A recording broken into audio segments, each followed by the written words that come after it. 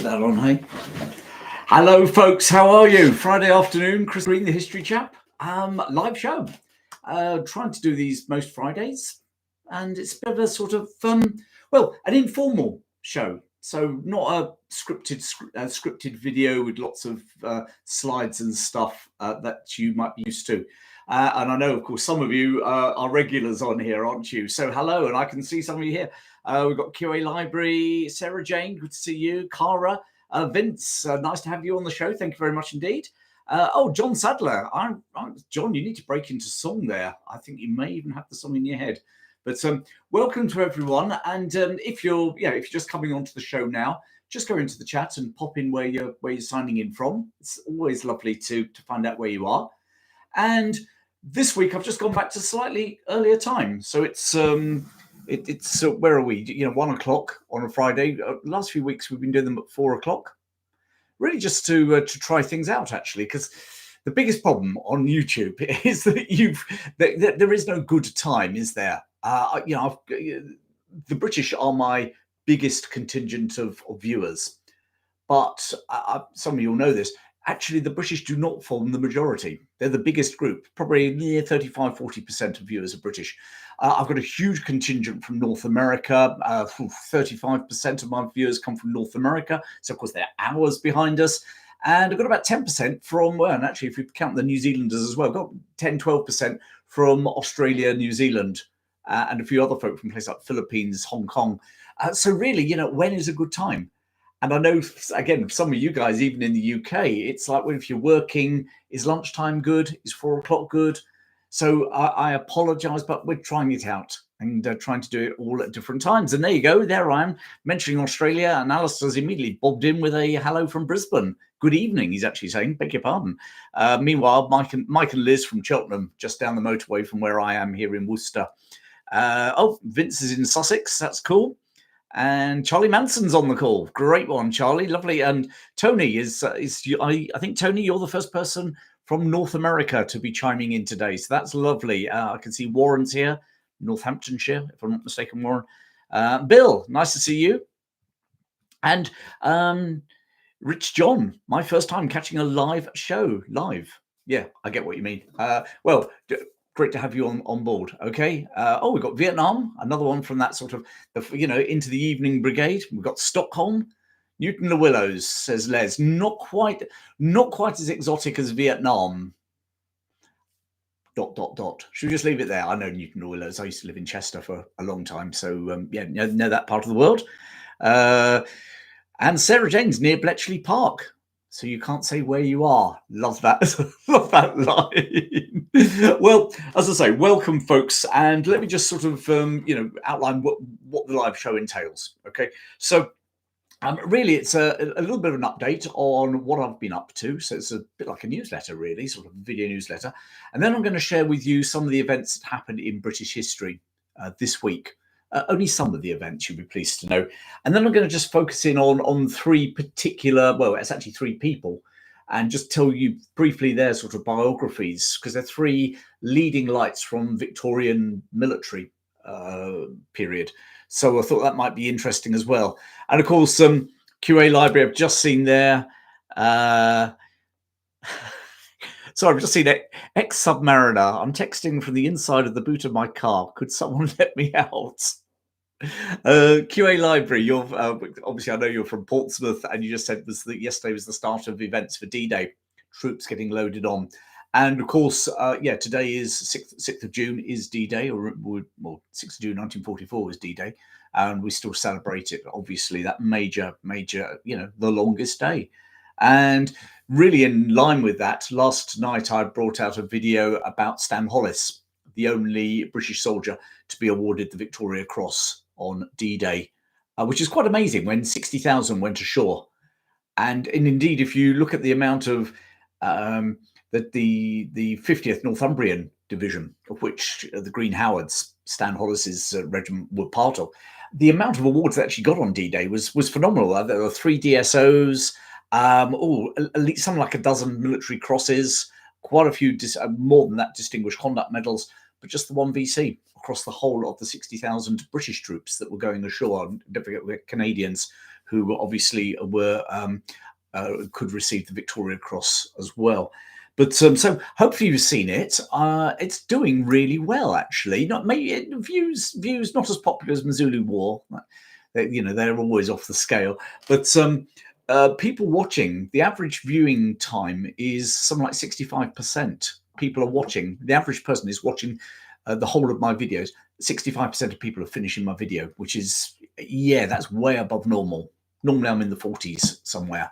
So thank you to all of you who've watched it. All of you who've given me likes and comments on those videos, always good. YouTube, I've said before, YouTube up there with me, silver award when I got 100,000 subscribers. Now I'm on something like 225,000. So it's building and building. So thank you very much indeed. Sarah Jane, you like that video? Thank you very much indeed. Bill Evans, hello from Indiana in USA. Carl, we see Cara and Vince having a good little chat there as well. Ulrika, you use my videos for sleep. That is a backhanded comment if ever there was one.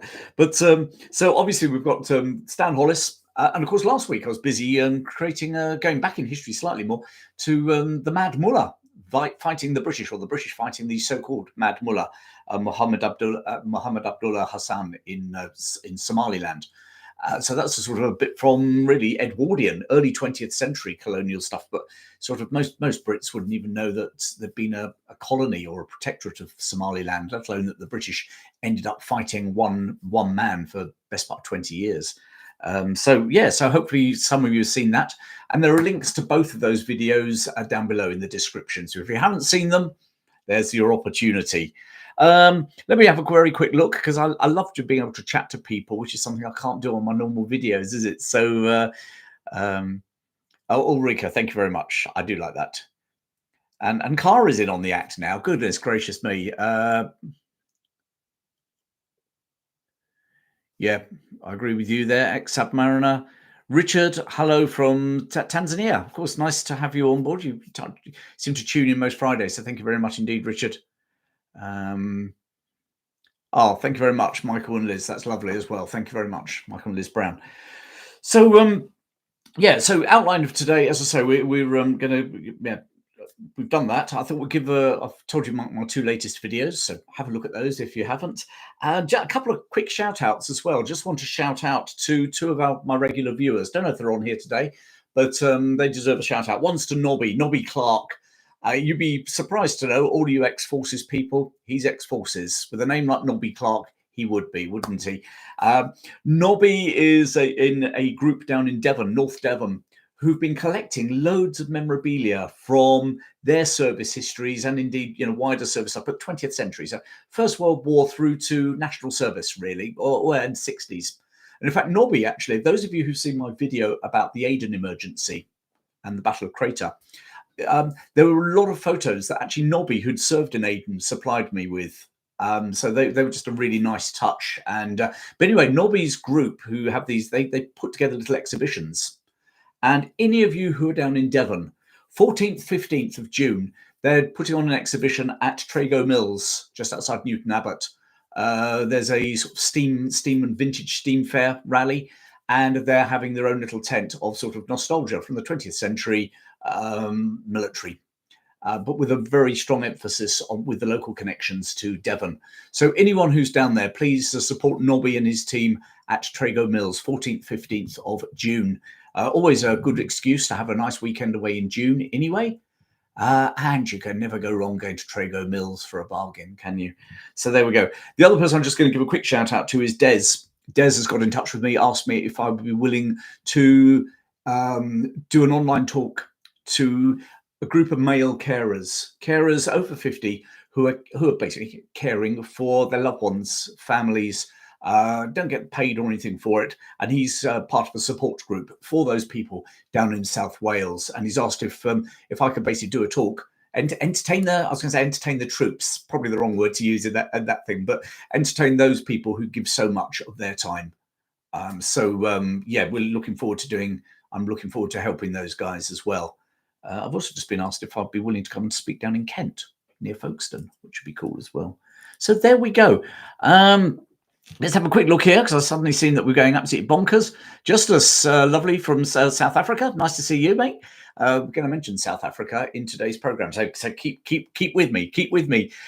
Ian from West Midlands. Good to have the West Midlands, the Mercian contingent here.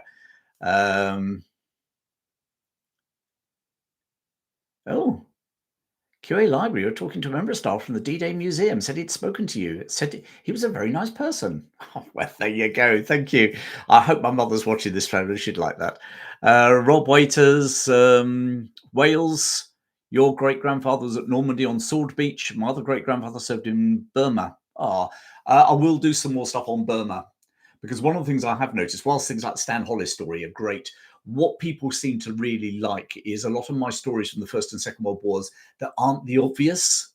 I don't know, I've done stuff like Pegasus Bridge, because I just think that's a fantastic story from D-Day. But, First World War, immediately I go to the Western Front, people are like, yeah. Immediately I say I'm going to do a talk about something like Salonika or German East Africa, people are really interested. And likewise, my Second World War, probably my best performing Second World War that doesn't involve Dad's Army or Richard Todd, some of the actors, was Kohima on the Indian-Burma border. So probably going to do some more stuff around that at some stage. Just bear with us on that. So, Mitch, my mate over in America, well, my mate, he's a mate through YouTube, but Mitch has been requesting for ages that I do something on Ord Wingate and the Chindits as well. Dr. Glass, I said we got a second person from Sweden, Uppsala. Wasn't Uppsala had something to do in Vikings, in the Netflix series Vikings, I seem to remember. Was it where the old gods used to be worshipped or something like that? Uppsala. And speaking of Sweden, Ulrika has said, can I do a video about Bravo 20 and what's true and what's not? Ooh. I'll add that to my list, actually, Ulrika. Okay, I haven't got that one on my list. Tell you what I have got coming up in the not-too-distant future, the Battle of Mirbat in Oman in the 1970s, a bit like a last stand thing, incredible. British Special Forces with some Fijians with them as well, taking on local communist-inspired insurgents in Oman. Vince, I like that comment about knobbies. Thank you very much, Cara. Neil Smith, how about a possible video about Surgeon Major Alexander Preston of Maywand? Yes. Okay, Maywand I'll come back to. I have done one on the Battle of Maywand in the past. But of course, don't forget the other one that's just touching on your surgeons there, of course, is in fiction.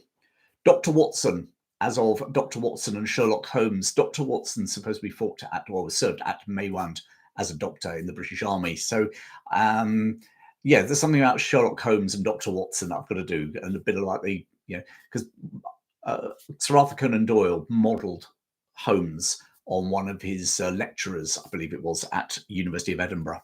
So might do something on them at some stage. That'll either be one of those videos that's either a star or a dog. Your dad was in Aden, says Cara. So was mine, actually. But he was there before the emergency, really, in the late 1950s. But he always said that he was out on the border once, so up near what was then called North Yemen, and nighttime. And he's always compared it to Isandlwana in Zulu Wars, or when he was alive, he did, because he said that actually he said he wondered what it felt like when the penny dropped at Isandlwana that to the British soldiers that actually this wasn't just tight. This was actually it was going seriously wrong, and they probably weren't going to get out of it. And he said he had a very similar moment up on near the border in Aden Protectorate, as it was then, and Yemen. It was at night time. There was a firefight. There was firing going on around their zareba, basically their camp, and suddenly some men came through the barrier. And my dad says he always remembered just thinking, "Oh shit, this ain't supposed to be happening." But it then transpired, actually, it was some of their scouting party who'd come back through. There was a firefight going on, but they'd made it back, came through. But he said just in that one moment, he just had that moment of like, oh my God, this ain't supposed to happen like this. I mean, I've never served in a situation like that, so don't know how it was like, but always amazed me what it must have felt like at Isandlwana in particular, just to realise that you ain't going to get out of here probably. Sarah Jane saw a good documentary about Meerbutt. Yeah, yep. Luba single-handedly firing a cannon. I think he's one of the Fijian guys, wasn't he? Dr. Bell, says Neil Morrison. Thank you. Anything that's Scottish, Neil is in like a shot. Absolutely fantastic knowledge of Scottish history, Neil. Thank you for sharing.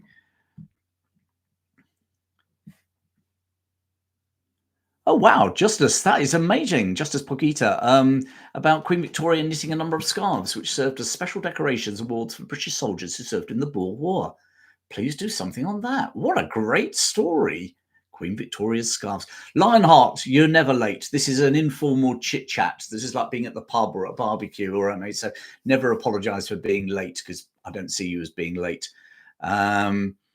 And QA Library is asking, has anyone been reading over this Strategic Defence Review? If you have, join QA Library in the chat on that one, okay? Warren Pierce says, old saying, there are no atheists on the battlefield. Sarah, my current partner, her husband died a few years ago. That's how we've met since. And he was in the Royal Navy, in Fleet Air Arm, actually. And his saying, very similar to that one, Warren, was, when the ship's going down, everyone believes in God. So there you go. Anyway, that's enough shout outs and things. Let me share with you some events that happened in British history this week, just so that you can impress your friends, go and do a bit of reading, or win some points in a pub quiz if you're going to be on this weekend. So let's kick off. 1st of June, 1679. Neil, this is for you. The Battle of Drumclog up in Scotland. This is actually during the Covenanter Revolt, which took place in 1679.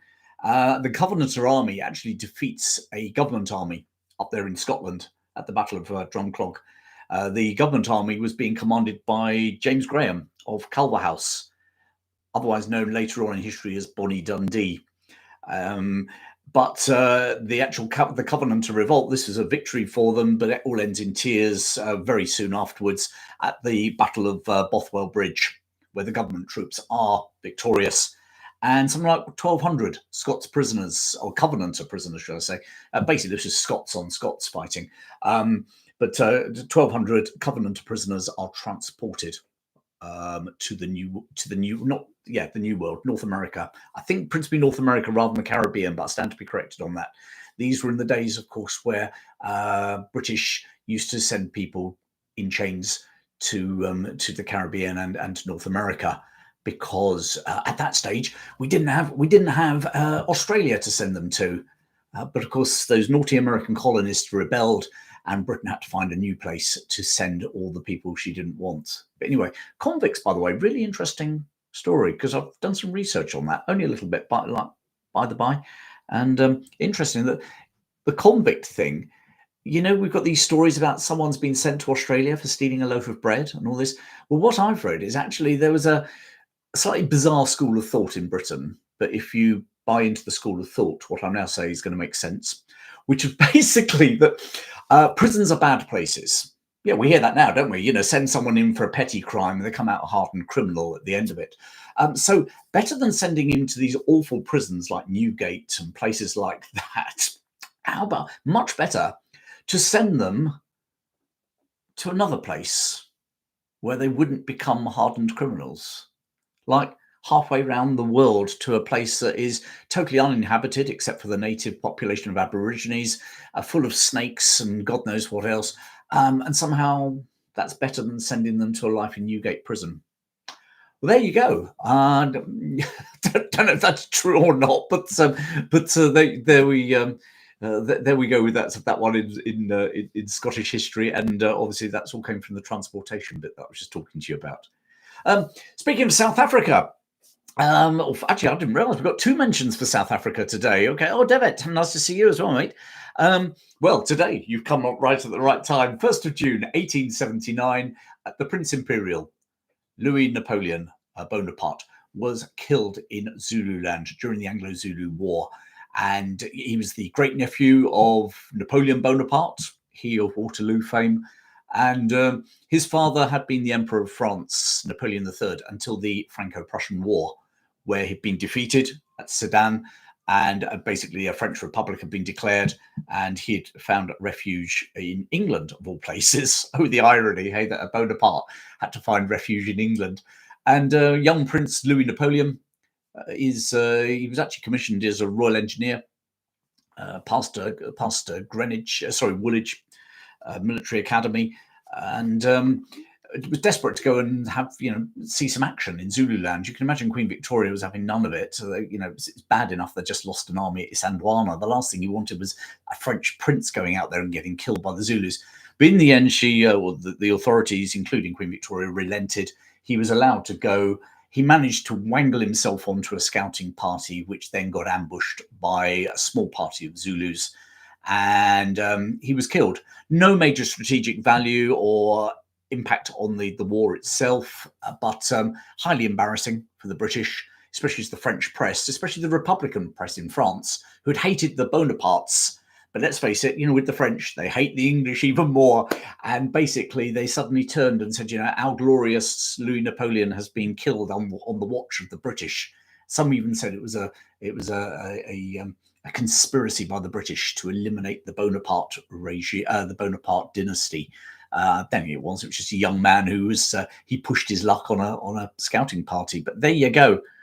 Lionheart's just said, I'm surprised the British let the Prince Imperial go off with such little protection in Zululand. I've done a video about the Prince Imperial, the death of the Prince Imperial, and I've put a link down below, okay, Lionheart, so you might be interested in watching that this weekend. But the fundamental was that they should have had a larger escort. The larger escort didn't turn up. And basically, the Prince Imperial, even though he wasn't in charge of the scouting party, he's a prince. And he's used to giving orders. And unfortunately, the man in charge of the scouting party, a lieutenant or local captain, Carey, basically deferred to the prince. And the prince basically said, well, we can't wait around all day. Let's go. Well, he probably said in more of a French accent, in fairness. And off they went. So basically, Lionheart, a cock up on so many different levels. Okay. The escort hadn't arrived on time. The officer in charge of the patrol decided to defer to a prince who actually was not in charge of the patrol. And they didn't properly scout, where they then stopped to have a bit of lunch. And some local Zulus snuck up on them and killed them, or killed three of the party, including, of course, rather embarrassingly for the British, the Prince Imperial. There we go.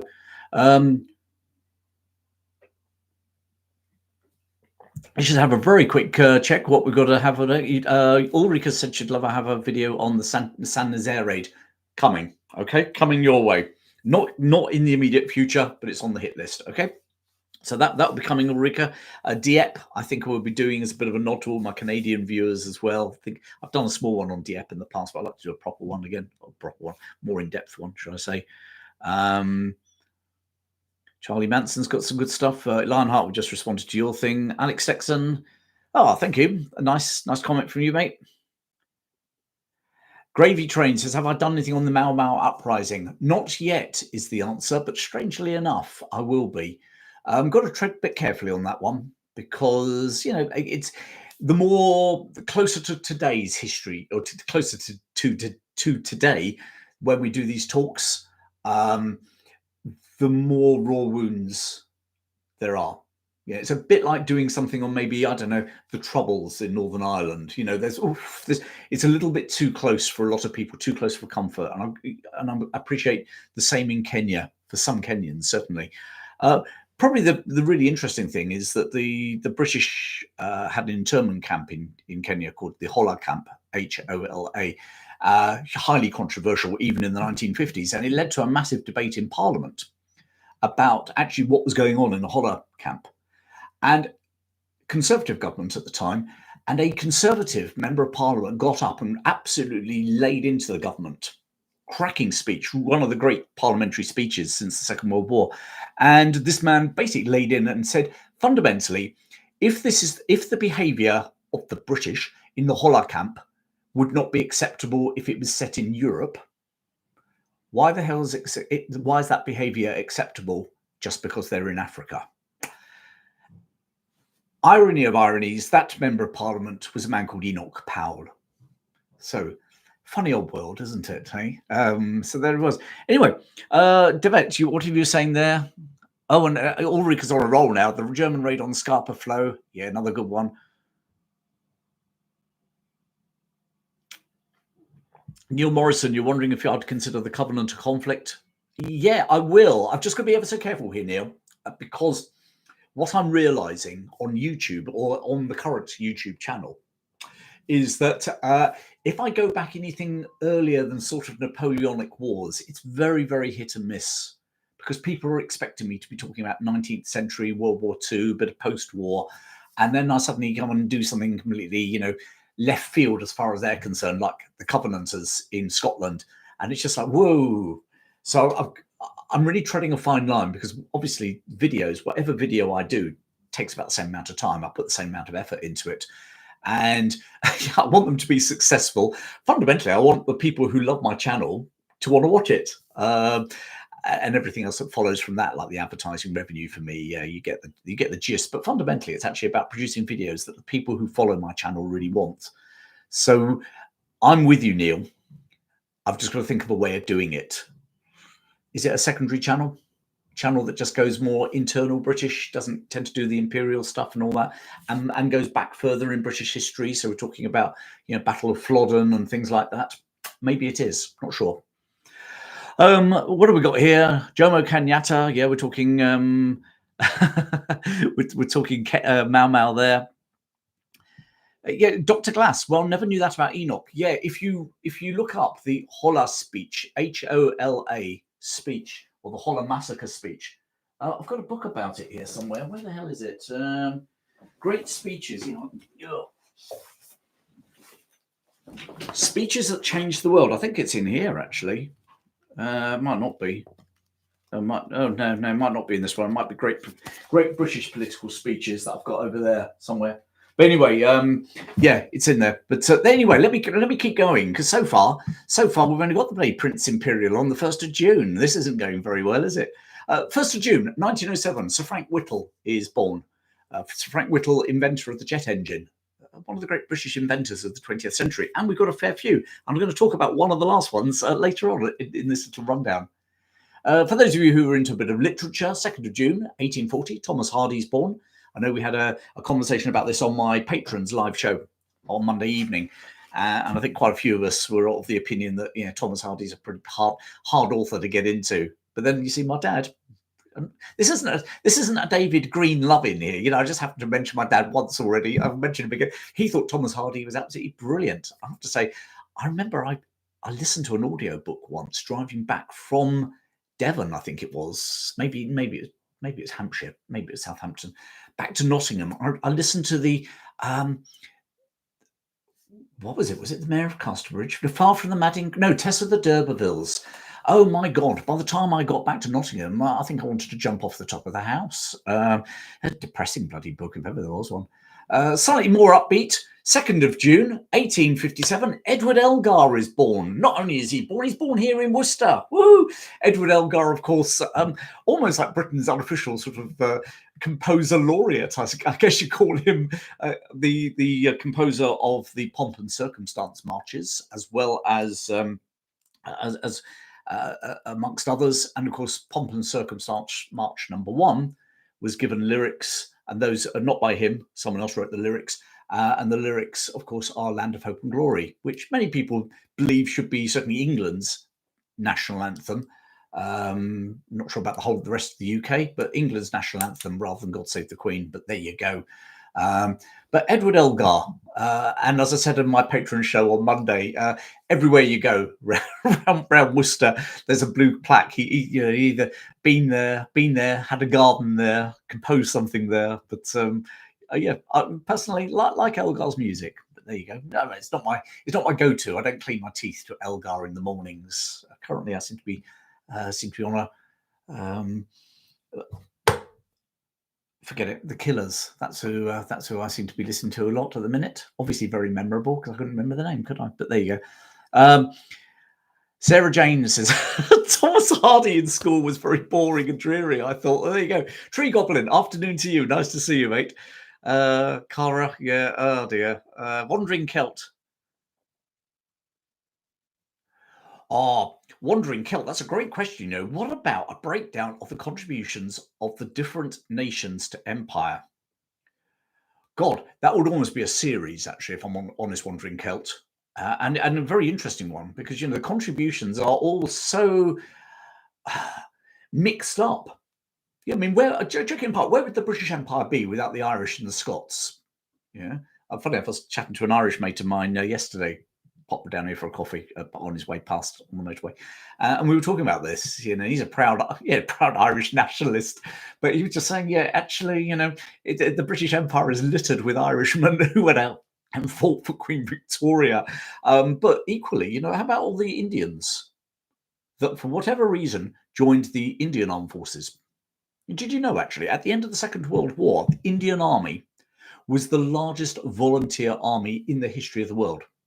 Something like 1.5 million men volunteered, not conscripted, volunteered to join the Indian Army. The Indian Army during the Second World War was never a conscripted army.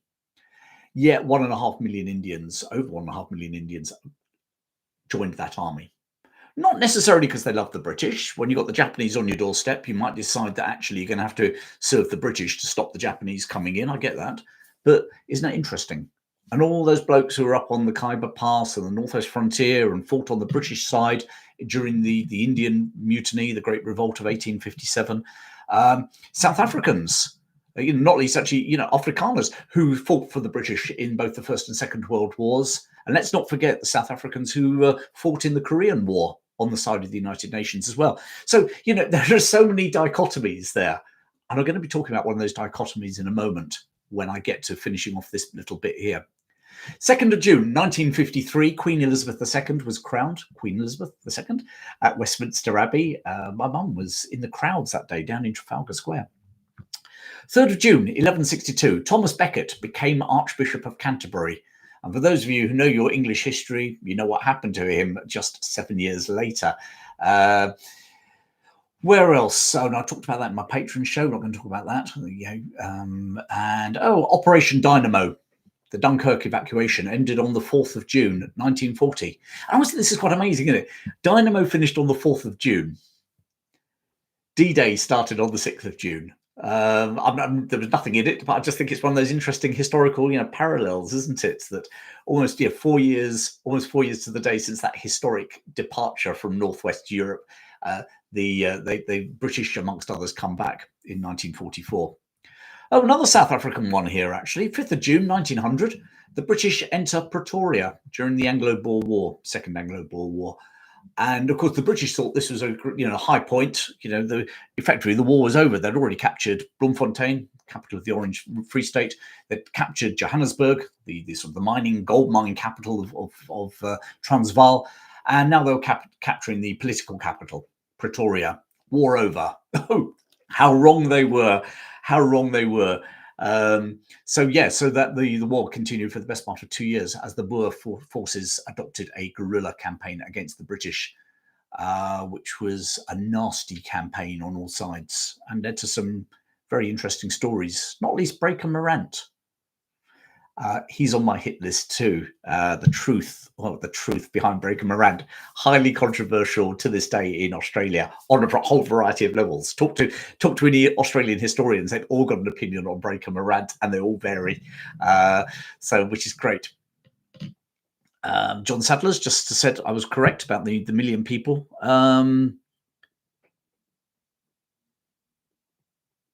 Neil Morrison, thank you very much.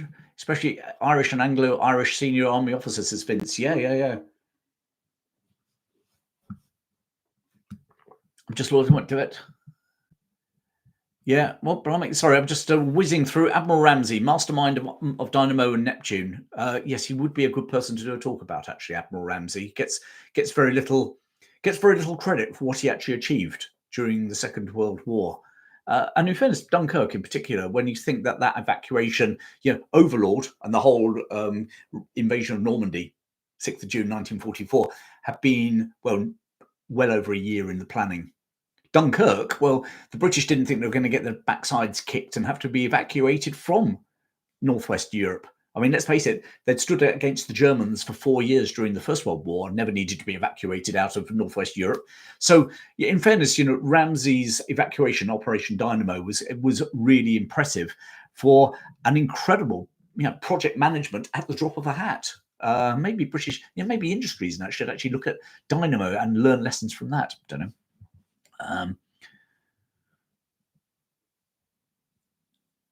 John says your dad got captured on the 6th of June. I'm guessing you mean 1942, John, not 1842, but I'm with you. I'm reading that as that. Yeah, the vet, you're saying, thank you. Bruce Lee says, is that me, organise trips to British battle sites in South Africa? No, I don't. Be good.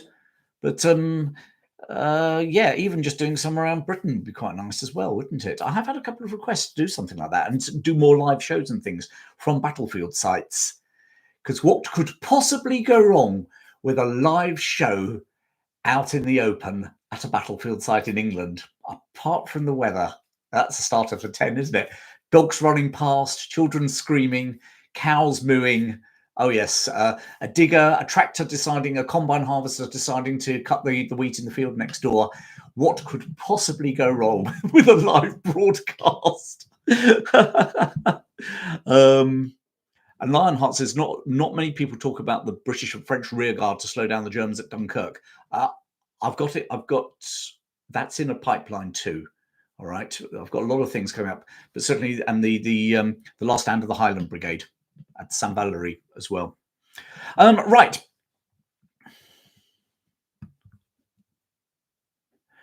Kitty says you'd love to hear stories about other parts of the empire, Australia and New Zealand. Were there conflicts with the Maori? There certainly were conflicts with the Maori, and I'm going to be having a small mini series about conflicts with the Maoris. And if I grab my little hit list here, I've been planning this week, folks. Look out in September. There's going to be at least 3 on the New Zealand wars. Oh, and by the way, any of you who know, or maybe even are from New Zealand, who could help me with some Maori pronunciations, I would be ever so grateful. So if you could drop me a line, if you're any good at that and want to help me, please drop me a line through the website, www.thehistorychap.com. Just go in there and put contact. Because I can't keep up the conversations here, okay? But if you hit the contact and send me an email, I really could do with someone who can phonetically help me pronounce some of the Maori words. Let's be honest, I massacre most of the English language, let alone anything else. Let's keep going. 5th of June, 1913, Emily Davidson threw herself in front of the King's Horse at the Derby. 6th of June, 1844, the YMCA is founded in London. But you didn't know that. We always think of it, probably because of the Village People song, we think of it as an American organisation, but it was actually founded in London very much as an outlet for helping young men not to go into gambling, not go to drinking, gambling, prostitution. Not them personally, but to consume those things. And this was much more so very Christian. They read the Bible. There were sermons, Bible talks. Or you could go down the pub, but very macho Christian as well. That sort of masculine Christianity that people like General Charles Gordon encapsulated. That's where the YMCA initially founded themselves, and their real big breakthrough was actually at the Great Exhibition in the 1850s, Prince Albert's baby in Hyde Park, where the YMCA actually they almost had like an exhibition stand. And was showing people how brilliant this young men's Christian organisation was. And within a year, branches have been set up in the United States, in Germany, in France, in Switzerland, in Australia, in Hong Kong. And that's where the YMCA really took off. But there you go, 1844. This week in 1844, the YMCA. Where else we got? Oh, by the way, 5th of June, 1963. General Sir Adrian Carton de Wet, VC, died. So there we go. I've done a video about him in the past. The general they couldn't, or the soldier they couldn't kill. 6th of June, 1862, the poet Sir Henry Newbolt is born. Sir Henry Newbolt. And if you're thinking, never heard of him, his really big, famous poem was almost the Imperial one. It's from the Battle of Abu Klea in Sudan. where the sound of the desert is red with the square that broke. The officer's dead and the Gatling's jammed. I can't remember it all, but that was him. Yeah, and it finishes with some sort of public school, and even then, as the Mahdists were breaking into the British square, there was a voice shouting, "Play up and play the game." Very, very British and Victorian. But anyway, Sir Henry Newbolt was born on 6th of June, 1862. Last two for this week. We've got 7th of June 1780. The Gordon riots broke out in London. In fact, this is when they finished in London. They've been running for 5 days. 5 days of rioting in London. Talked all about that in my Monday live show for my patrons. And I will just mention what the hell that's all about in a minute, okay? Because I keep mentioning it, and some of you are probably sitting there thinking, what the hell's Chris talking about?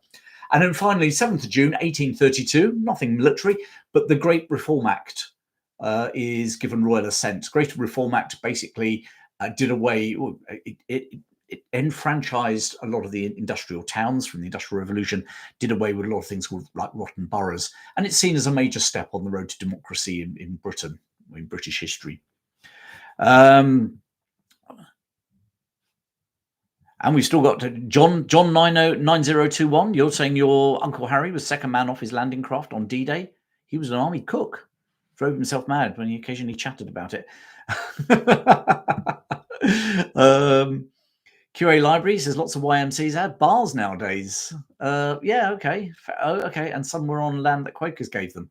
Interestingly, by the way, the YMCA really supportive of, and if you think about where they came from, that sort of slightly muscular Christianity, they really got behind Baden-Powell's idea of creating a movement for young lads, Boy Scout movement. And in fact, actually, they had set up several, after his Brownsea Island camp, where he advocated setting up scouting groups, the YMCA actually set up several scout associations, local scout associations, before the national association that was ever formed in Britain. And quite a few scouting associations, local scout groups, initially used to meet in their local YMCA buildings. This is in Britain, of course. Okay. Ulrika says, have I done anything about Thomas Cochrane? Yes, I have actually. If you put in Thomas Cochrane, probably Master and Commander, I can't remember quite what I called it, Ulrika. If I quickly look here, or maybe if I go here and just go into the thing, I'll tell you what the hell it's called, and then you can look for it in a moment. Cochrane. Thomas Cochrane, the real Master and Commander. There you go. If you type that one in, you'll see one about him, Ulrika. Okay. Andrew's saying you'd like to discuss Peterloo. Peterloo's on my hit list. Okay, along with a couple of others. Newport Rising, which is coming up before Christmas. There's a great one called the Pentridge Rising in Nottingham, on the Nottingham Derby border, which actually takes place next week in British history. Right. Said I'd talk about a couple of folk from British history, and this week it just combines 3 dates that bring Sir Garnet Wolseley's Ashanti ring of British officers, 19th century British officers, together. Starting with, actually, Sir Garnet Wolseley himself. Because on the 4th of June, 1833, Sir Garnet, or later Field Marshal Viscount Wolseley, was born in Dublin, Ireland. We've just been talking about Irish people or Anglo-Irish who helped build the British Empire. Well, you can't get much more building the British Empire than good old Sir Garnet Wolseley. Born to a reasonably impoverished family, not impoverished as in working class Irish, but a genteel family who'd fallen on basically hard times. They were going down the social ladder. And he and his mother both wrote to a fellow Anglo-Irish military hero at the time, the Duke of Wellington, Sir Arthur Wellesley, Duke of Wellington, and asked if young Garnet Joseph Wolseley could get a free commission, so the one he didn't have to purchase in those days. And after a lot of badgering, eventually the Duke of Wellington agreed. And basically, Garnet Wolseley's career, amazing, was fought in the Anglo-Burmese War. He was injured there, met another Irish officer, who, funny enough, we're going to mention in a moment, in Burma. He also then fought at Sevastopol during the Crimean War. He was at the Indian Mutiny at Lucknow. The Second Opium War, storming of the Taku forts, He was present during the US Civil War as an observer. And if any of you have ever watched that film Gettysburg, there's a British officer with the Confederates, sort of in his red tunic and a small black hat, and that's modelled on Sir Garnet Wolseley. He's never called Sir Garnet Wolseley in the film, but it was modelled on Garnet Wolseley. And the Union forces were always suspicious of Garnet Wolseley, that he seemed to be a little bit too sympathetic to the Confederates. He claimed he was merely observing, and well, you've got to observe from one side or the other, and he was on the Confederate side. But the Union said, well, you could have observed from our side, couldn't you? Not realising, of course, that would have just made him equally as biased, and the Confederates would probably have said that Wolseley was in favour of the Union. But there you go. He stayed in North America, actually, and ends up at commanding his very first command, which was the expedition against Louis Riel. Louis Riel's rising on the Red River at what's now Winnipeg. And he commanded this expedition through the wilds of Canada, most of it uncharted territory. Quite an amazing military feat, a feat where he lost no men either, which, by Victorian military standards, quite good going. He found several officers in that campaign that he really rated, two of whom I'm going to talk about in a minute. Just happens to be dates coming together in this week in British history. He then moved on he was then given command, having got through the wilds of Canada. The British now had a war with the Ashanti tribe in what's now Ghana, Gold Coast at the time. And basically, if you could get through the wilds of Canada, he was the obvious man to lead the British army through the wilds of West Africa, sort of. And he takes command in the Ashanti War, the Third Ashanti War, and it's victorious, or at least it achieves its objectives, reaching the Ashanti capital and burning it down, basically. And from that, he gathers a group of officers, some of whom he'd already met on the Red River expedition, and they became almost like his informal general staff.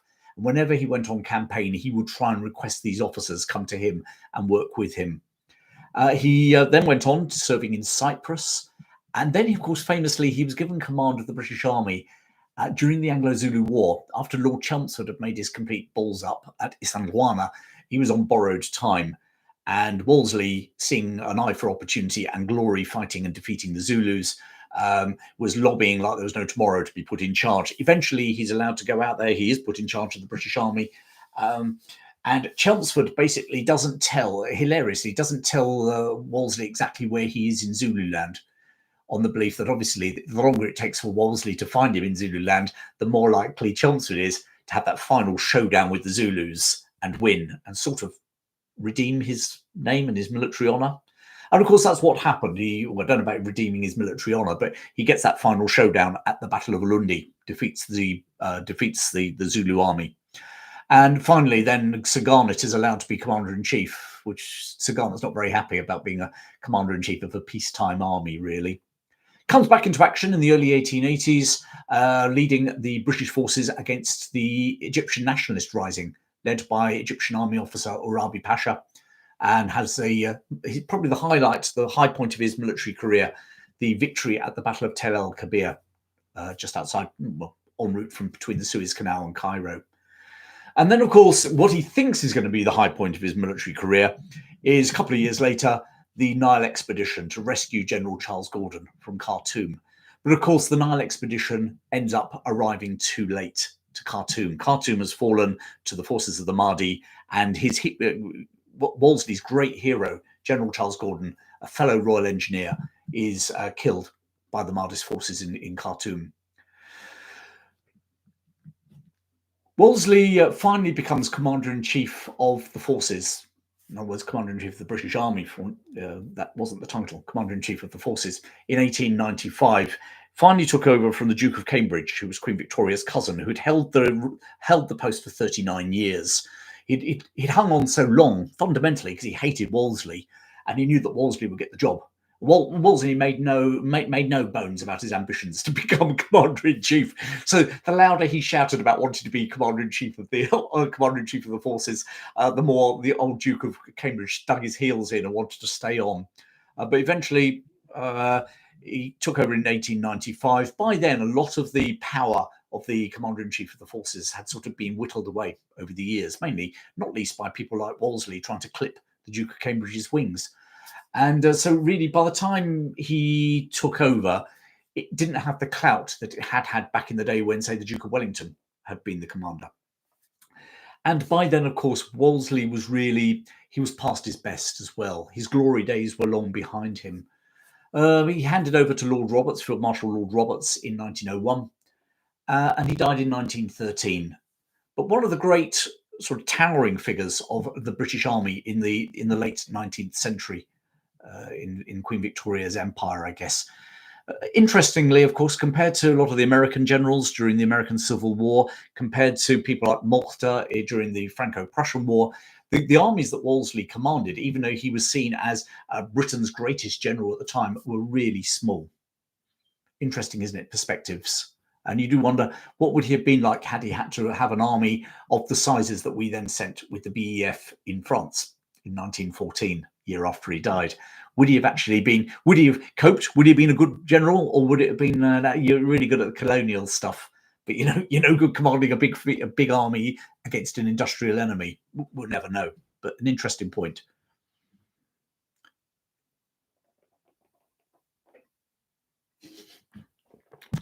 Warren, you're a cynic. Wolseley was probably frowned at for not losing any of his troops to disease. Unlike Field Marshal Kitchener, you mean, who also, by the way, died this week when HMS Hampshire, not this week, sorry, this week in 1916, when HMS Hampshire hit a sea mine off Orkney Islands en route to Russia. Right, let's keep whacking on. So I said we've got two other people. So I said that he met another Irish officer when he was in Burma. And that Irish officer was actually a man by the name of General Sir William Butler, who became General Sir William Butler. And he is, if I had to write a biography of anyone from the Victorian period, I think General Sir William Butler would be right near the top, because he is just he's such a contradictory character.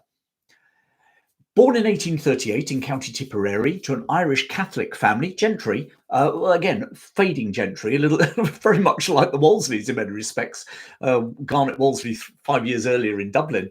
But his family, as I say, Irish Catholics, rural Ireland, and he saw firsthand the evictions post or during or post the potato famine. And that did two things. It made him, throughout the rest of his life, a real keen fighter for the underdog. And also, I think it really reinforced his pride in being Irish.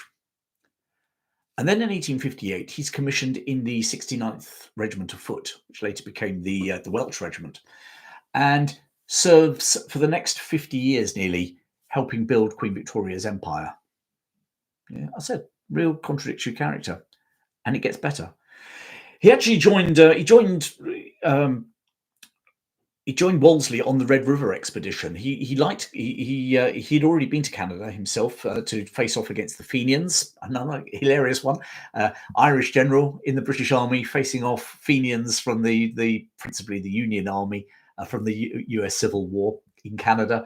He didn't get involved in any of the specific actions, by the way, but he joins Wolseley on the Red River expedition. Great story about that. Wolseley actually didn't have a role for him, but remembered him from Burma, he knew about Canada, and basically gave him a job to actually go through America, make sure the Fenians weren't gathering to go and support Louis Riel. And then actually he went to Winnipeg. He met Louis Riel, rebel leader, or as the British saw him, rebel leader, and then continued his journey in the opposite direction to Wolseley, and finally met Wolseley in the middle of nowhere in Canada. He then, not surprisingly, is called in by Wolseley to go on the Ashanti expedition. By the way, that time in Canada led to him having an absolute love affair for Canada. He wrote a bestseller at the time, a thing that one of Theodore Roosevelt's favorite books, called The Great Lone Land. I actually read it just recently, actually. A really good read. Really good read. Very much a 19th century author, but a very good read on, and he talks about the Irish and what they bring to the world. And he basically says, we don't manufacture stuff. What we do is produce people who go around the world and make the world a better place. Again, that patriotic Irishman in the British Army.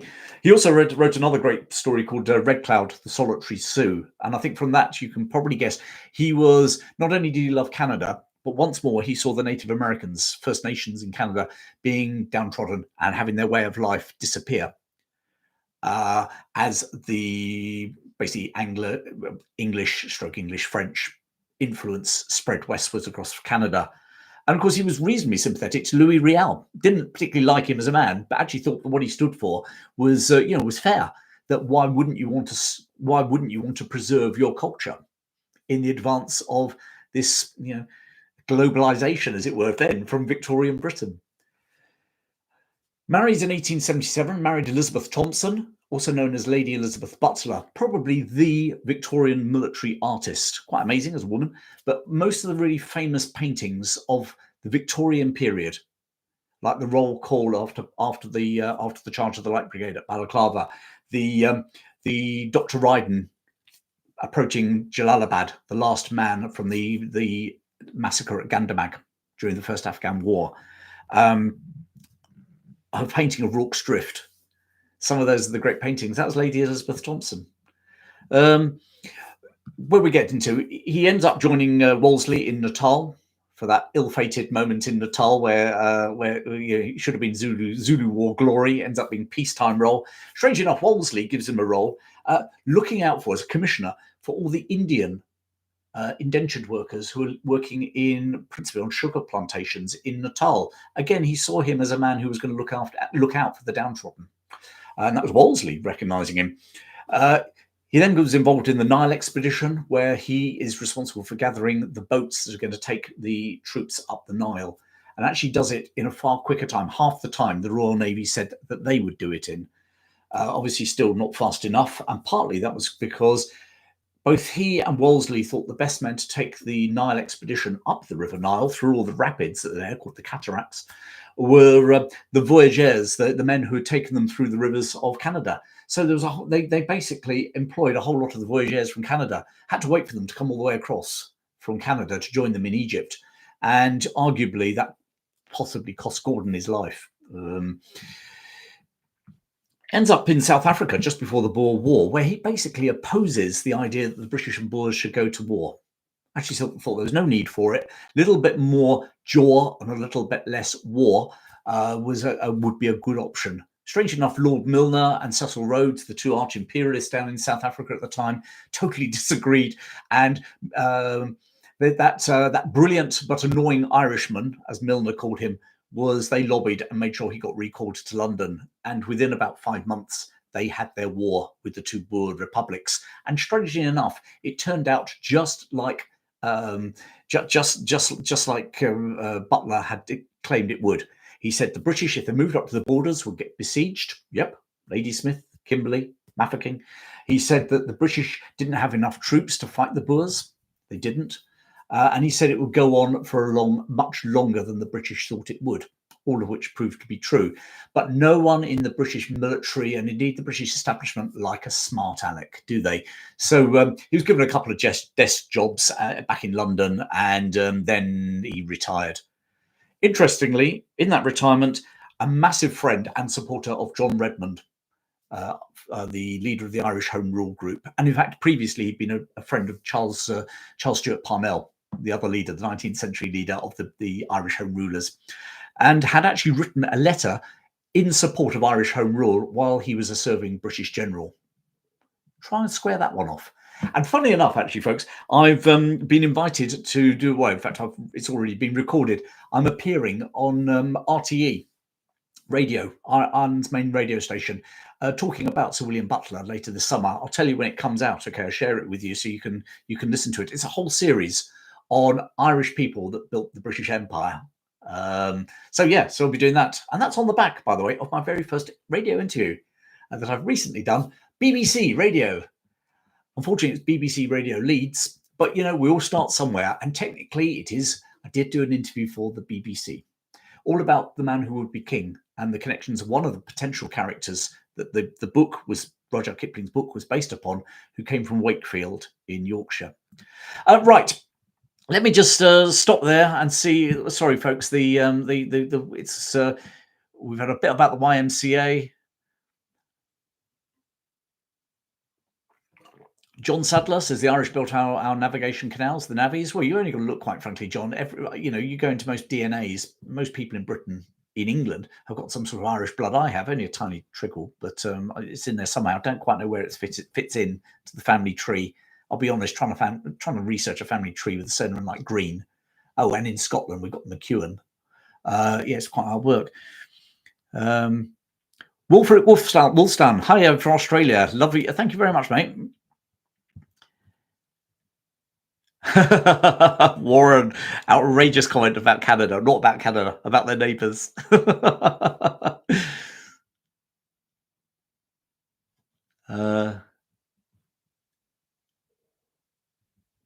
Thank you, Cara. I'm guessing to about Lady Thompson.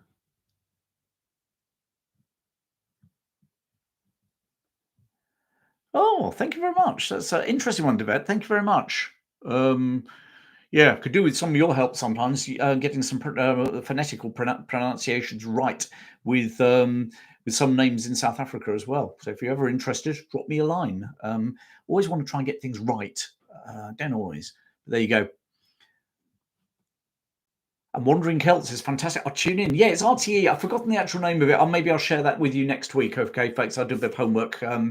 But looking forward to that. As I say, what they're trying to get away from is that binary approach of history, which is all Irish are good and freedom loving, and all English are bad and oppressors. And they're saying history is a hell of a lot more mixed up than that. And that's why we're talking about, Sir William Butler is a really good example, isn't he? What was he? Hero? Villain? Hero to Irish people, or villain to Irish? But where does he sit in all of that? And I said that the Ashanti ring, by the way, 3 times. I'm not going to go into any great detail, but this week, 2nd of June, 1908, another member of the Ashanti ring, General Sir Redvers Mullah, died. Again, he was another one born in the 1830s from the Ashanti ring. He was another one that was actually on the Red River expedition in Canada. That's where he really came to Wolseley's attention. He was then used in the Ashanti War, and also in the Nile expedition in in Egypt, in Sudan, trying to rescue Gordon. And he actually blamed Wolseley blamed Mullah for not getting enough camels for the Camel Corps, and believed that fundamentally slowed up the advance on Khartoum. Interesting. And of course, he does end up in South Africa during the Anglo-Boer War, where he is Commander-in-Chief of the British Army during Black Week at the end of 1899. And he's replaced as Commander-in-Chief by Lord Roberts of Kandahar. It must have been interesting because, of course, at the Battle of Colenso, Roberts's only son had been killed, was awarded a posthumous Victoria Cross, but was killed at the Battle of Colenso, a battle which ultimately was under the jurisdiction of the Commander-in-Chief, Redvers Buller.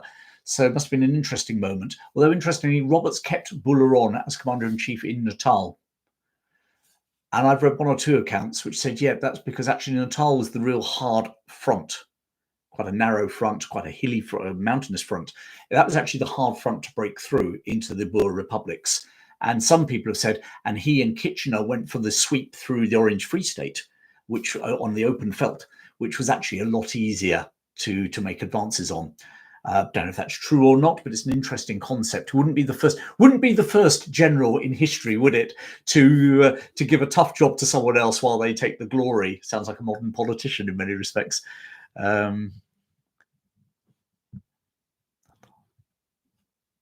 Natal, says Devet. Okay, thank you. Of course, I say Natal because that's probably how the British said it. But Warren says history is so complicated, depends on context, point of view, and ulterior motives. It does indeed.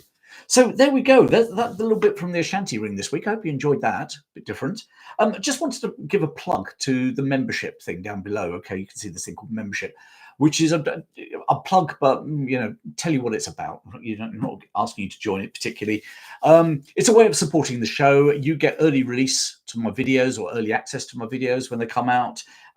You get polls. I tend to ask you for your support, telling me which thumbnails look good, which titles look good, which topics I should cover next. So if you're interested in just shaping the History Chap, that's a cool one to join.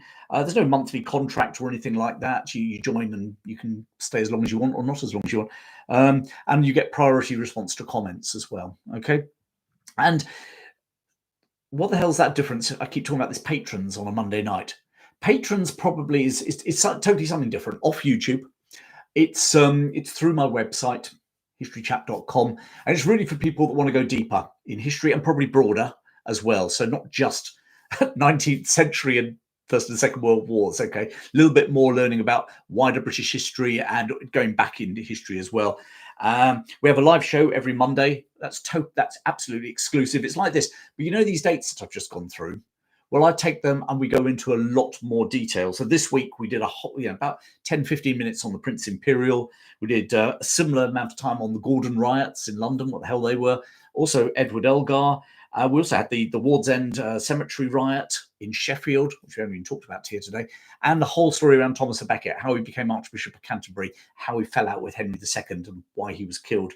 And also a bi-monthly history quiz as well for a laugh. And that's a £5 a month. And then the other role in patrons, we have a top tier, that's what I meant to say, called Trafalgar Club. And we do regular Zoom calls where we come together, and rather than having conversations like this, we're all sitting there. You can see what Cara looks like, or Devet looks like, or Warren, or anyone else, and we all chime in. It's much more exclusive, intimate, and we have debates around things. So we had what if Hitler had invaded Britain? That was one we had recently. We've also had what's the best war films? What's your best war film? And we were having a real debate about that. It's really interesting. Next week, actually, on Thursday the 12th, we've got one for those members, and that's should statues fall? Which I think several people come back and say that is brilliant, because actually, when is a hero not a hero? And when do we take them down? And I know, in America, in the US, in America, in the UK, statues have come down, haven't they? And we're outraged.